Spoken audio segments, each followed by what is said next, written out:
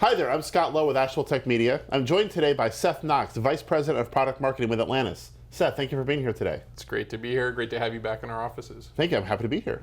So, software-defined storage and hyperconverged infrastructure are pretty much taking the market by storm.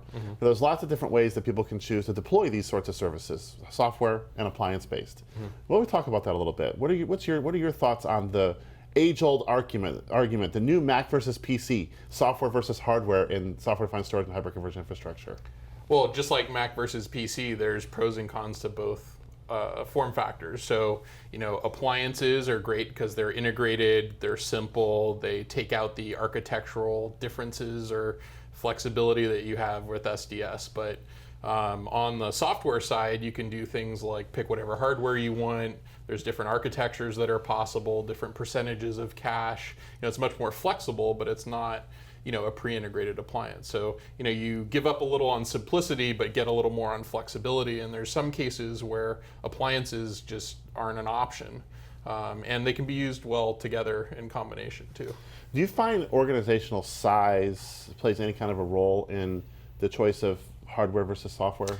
I do. I think, the mid-market or smaller companies tend to be more oriented towards appliances because they might have less in-house virtualization expertise or architecting expertise for data center infrastructure. That is not always the case. There's small companies that have really top-notch architects, but a lot of the larger companies, big banks or retail organizations might have big DevOps departments or people that do this on a daily basis. Now, when somebody's looking at one of these services, Atlantis can meet both needs. We've heard about the hyperscale product and the all-flash nature and all that good stuff. You also have USX. So how do those two things relate to one another? Well, they use a common platform, so they're both based on the USX platform.